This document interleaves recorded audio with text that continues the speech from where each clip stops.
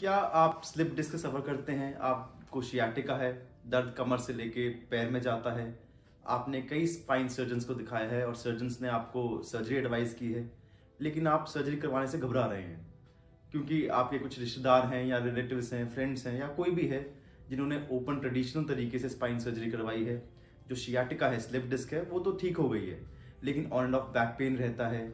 Surgery के दौरान खून की ज़रूरत पड़ गई, चीरा लंबा लगा, सर्जरी के तुरंत बाद दर्द बहुत ज़्यादा हुआ, या फिर सर्जरी को काफ़ी टाइम हो गया है लेकिन उनकी एक्टिविटीज़ जैसे रनिंग, प्लेइंग वो रिस्ट्रिक्ट हो गई हैं, आगे झुकने में या साइड बेंडिंग में रेस्ट्रिक्शंस हैं।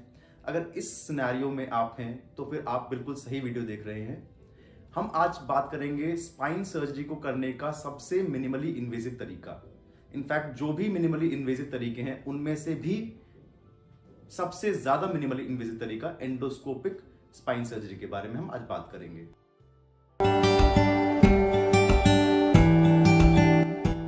हाय, मैं डॉक्टर ध्रुव शर्मा हूं। मैं एक स्पाइन एंड ऑर्थोपेडिक सर्जन हूं। स्पाइन सर्जरी में मेरी specialisation all India Institute of Medical Sciences AIIMS New Delhi से हुई है।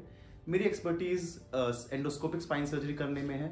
मेरा एक ही एम है कि मिनिमली इन्वेजिव तरीके से पेशेंट्स के स्पाइन प्रॉब्लम्स का निवारण किया जाए। अगर आपको मेरी वीडियोस अच्छी लगती हैं तो ज़रूर आप मेरे चैनल को सब्सक्राइब करें, मेरी वीडियोस ज़्यादा से ज़्यादा शेयर करें ताकि उन लोगों की हेल्प हो सके जो स्लिप डिस्क का या फिर बैक पेन का या स्पाइन के किसी भी कंसर्न के लिए हेल्प ढूंढ रहे हैं। आज हम बात करेंगे बिल्कुल basics of endoscopic spine surgery के बारे में कि इसके अंदर पेशेंट का इवैल्यूएशन कैसे होता है, सर्जरी से पहले वर्कअप कैसे होता है, सर्जरी किस तरह की टेक्निक से की जाएगी, इंटरलेमिनर से या ट्रांसफोरामिनल से, ये कैसे डिसाइड होता है, और सर्जरी एग्जीक्यूट कैसे की जाती है।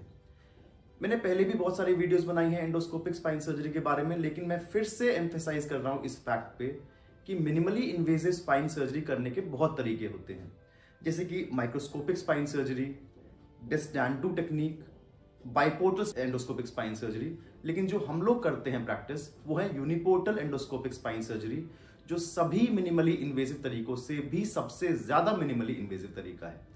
अगर मैं कंपेयर करूं यूनिपोर्टल एंडोस्कोपिक स्पाइन सर्जरी या सिंपली एंडोस्कोपिक स्पाइन सर्जरी को ओपन सर्जरी से या फिर अदर मिनिमली इन्वेजिव टेक्निक से, अगर इनके बेनिफिट्स देखे जाएं तो एंडोस्कोपिक स्पाइन सर्जरी ऐसी टेक्निक है जिसके अंदर सबसे छोटा चीरा लगता है, सबसे कम ब्लड लॉस होता है, सबसे कम मसल डिसेक्शन और कोलैटरल टिश्यू या फिर नॉर्मल टिश्यू डैमेज होता है।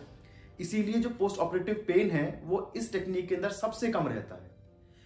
इसीलिए पेशेंट का रिटर्न टू वर्क बहुत जल्दी रहता है, बहुत अर्ली रिहैबिलिटेशन होता है और शॉर्ट रिहैबिलिटेशन टाइम चाहिए होता है।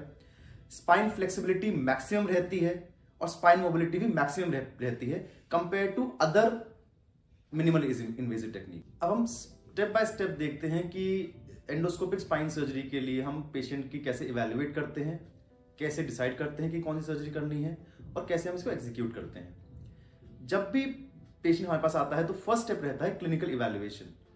अगर हमने पेशेंट का क्लिनिकल इवैल्यूएशन हिस्ट्री टेकिंग ठीक से ली है तो हम बिना किसी इन्वेस्टिगेशन के, बिना किसी एमआरआई के मैक्सिमम जानकारी हमें पता चल जाती है। फॉर एग्जाम्पल, अगर हमने सही से इवैल्यूएट किया है पेशेंट को तो हम बता सकते हैं कि पेशेंट को किस लेवल का स्लिप डिस्क है। फॉर एग्जाम्पल, अगर पेशेंट को L3 L4 का स्लिप डिस्क है तो पेशेंट का जो दर्द होगा वो कमर से लेके एंकल तक जाएगा, मतलब L4 नर्व रूट इन्वॉल्वमेंट। अगर पेशेंट को दर्द कमर से लेके पैर तक जा रहा है, फुट तक जा रहा है, अपर एस्पेक्ट ऑफ फुट तक जा रहा है, तो इसका मतलब यह है कि L4 L5 में कोई प्रॉब्लम है और L5 नर्व रूट की इन्वॉल्वमेंट है। सिमिलरली, अगर पेशेंट को जो दर्द है कमर से लेके पूरे फुट तक जा रहा है और सोल ऑफ फुट तक जा रहा है, तो हम ये कह सकते हैं कि पेशेंट को L5 S1 की इन्वॉल्वमेंट है और S1 नर्व रूट है जिसपे कंप्रेशन आ रखा है। नेक्स्ट स्टेप होता है पेशेंट के इन्वेस्टिगेशंस। नॉर्मली जो है हम लोग एमआरआई कराते हैं पेशेंट का। अगर एमआरआई की फाइंडिंग और क्लिनिकल फाइंडिंग कोरोबोरेट कर रही है तो मतलब हम ठीक जजमेंट कर रहे हैं और सर्जिकल प्लानिंग को हम फॉरवर्ड ले जा सकते हैं। अब एमआरआई के अंदर क्या देखा जाता है? एमआरआई के अंदर देखते हैं कि डिस्क जो है वो बिल्कुल सेंट्रल डिस्क प्रोलैप्स है, मतलब स्पाइनल कैनाल के अंदर डिस्क आ रखी है, या फिर लैटरल रीसेस के अंदर है, मतलब कैनाल के जस्ट साइड में है, या फोरामिनल डिस्क है या एक्स्ट्रा फोरामिनल डिस्क है।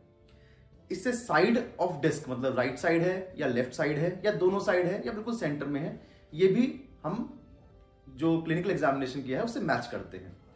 थर्ड चीज ये हम देखते हैं कि क्या स्लिप डिस्क ही है जो प्रॉब्लम कर रही है या कुछ ऐसी और चीज है जिसकी वजह से कंप्रेशन हो रहा है।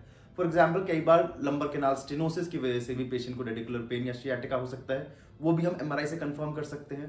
कई बार बोनी स्पर्स या फिर ऑस्टियोफाइट्स बन जाते हैं, जिसकी वजह से जो नर्व रूट है, जो नस है, वो दब रही है, ये भी एमआरआई से कंफर्म कर सकते हैं। कई बार जो है फैसेटल हाइपरट्रोफी, मतलब जो फैसेट जॉइंट्स होते हैं उनका साइज बड़ा हो जाता है और वो नस को प्रेस करते हैं, उसकी वजह से भी शियाटिका हो सकता है, ये भी हम एमआरआई से कंफर्म कर सकते हैं। हमेशा हम सर्जरी से पहले पेशेंट्स के एक्सरे भी कराते हैं, जिसके अंदर हम लैटरल फ्लेक्शन एक्सटेंशन व्यूज लेते हैं, जिनको हम डायनेमिक एक्सरेज कहते हैं। इससे हम ये कंफर्म करते हैं कि हाँ स्पाइन स्टेबल तो है ना।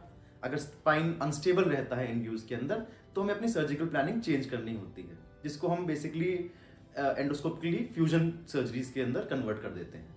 अब हम नेक्स्ट स्टेप की तरफ प्रोसीड करते हैं, जिसको हम कहते हैं सर्जिकल प्लानिंग। इसके अंदर हम डिसाइड करते हैं हम कि कौन सी एंडोस्कोपिक स्पाइन सर्जरी की हम टेक्निक यूज करने वाले हैं। बेसिकली दो टेक्निक्स होती हैं एंडोस्कोपिक स्पाइन सर्जरी करने की, एक इंटरलैमिनर टेक्निक और एक ट्रांसफोरामिनल टेक्निक। अगर हमारी डिस्क जो है वो सेंट्रल कैनाल में है या फिर लैटरल रिसेस में है तो मोटा मोटा हम इंटरलैमिनर टेक्निक यूज करते हैं। अगर डिस्क हमारी या पैथोलॉजी हमारी फोरामिन के अंदर है या एक्स्ट्रा फोरामिनल डिस्क है तो हम मोटा मोटा ट्रांसफोरामिनल टेक्निक यूज करते हैं।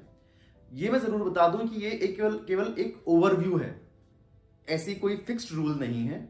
कई बार फोरामिनल एक्स्ट्रा फोरामिनल डिस्क के लिए हम इंटरलैमिनर टेक्निक्स का भी यूज करते हैं, जिसको हम ओवर द टॉप टेक्निक्स बोलते हैं। लेकिन अगर मोटा मोटा बोला जाए तो सेंट्रल और लैटरल रिसेस अगर डिस्क प्रोलैप्स है तो हम इंटरलैमिनर टेक्निक से इसको ऑपरेट करते हैं, और अगर फोरामिनल या फिर एक्स्ट्रा फोरामिनल डिस्क है तो हम इसको ट्रांसफोरामिनल टेक्निक से प्रोसीड करते हैं। नेक्स्ट स्टेप जो एंडोस्कोपिक स्पाइन सर्जरी का होता है वो होता है एनेस्थीसिया देना, एडमिनिस्ट्रेशन ऑफ एनेस्थीसिया। अब दो तरह के एनेस्थीसिया के अंदर एंडोस्कोपिक स्पाइन सर्जरी होती है, एक होती है लोकल एनेस्थीसिया के अंदर, एक होती है जनरल एनेस्थीसिया के अंदर। कौन सा एनेस्थीसिया यूज किया जाएगा ये केवल और केवल टेक्निक पे डिपेंड करता है।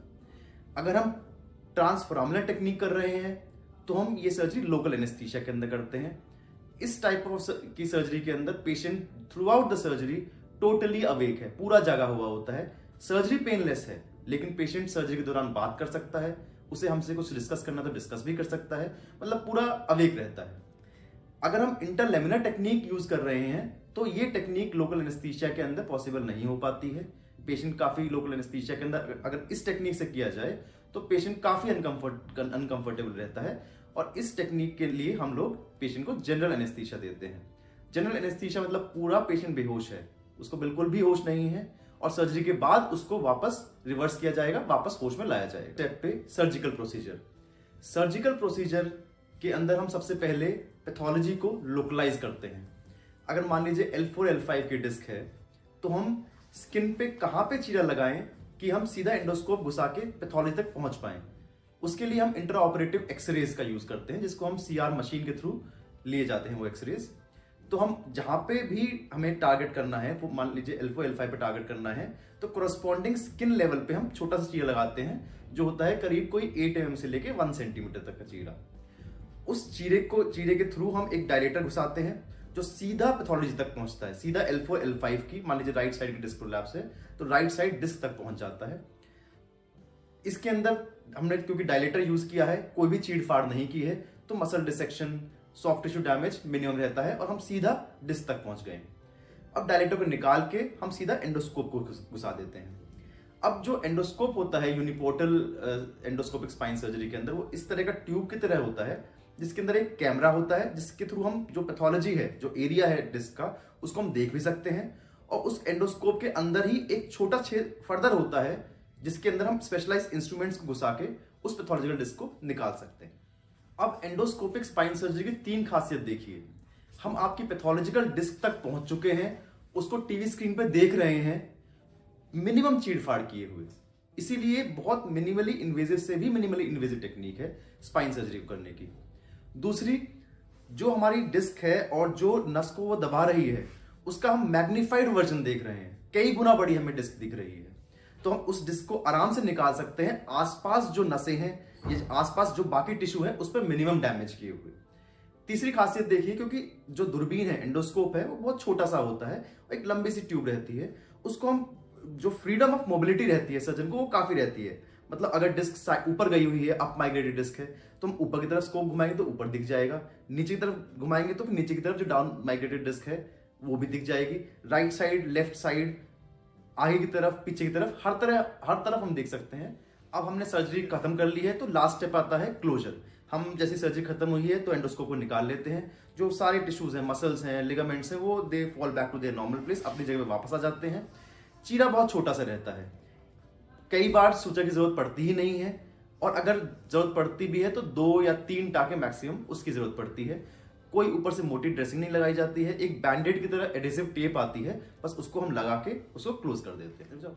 एंडोस्कोपिक स्पाइन सर्जरी के इतने सारे फायदे देखते हुए मैं कहता हूं कि आज का जो दौर है वो एक रेवोल्यूशन है एंडोस्कोपिक स्पाइन सर्जरी के जरिए किसी भी स्पाइन एलिमेंट को ट्रीट करने के लिए, किसी भी नहीं, मतलब 80 to 90% स्पाइन एलिमेंट्स को ट्रीट करने के लिए। अगर आपको मेरी वीडियो अच्छी लगती है तो आप प्लीज मेरा चैनल सब्सक्राइब करें, हमें थम्स अप दें।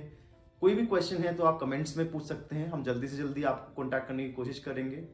अगर आप भी किसी स्पाइन एलिमेंट से, किसी स्पाइन की बीमारी से सफर करते हैं तो आप हमें नीचे दिए गए नंबर पे कॉन्टैक्ट कर सकते हैं, MRI भेज सकते हैं। आपको जरूर आपका जो बेस्ट तरीका होगा इसको मैनेज करने का, उसका रास्ता दिखाएंगे। Thank you.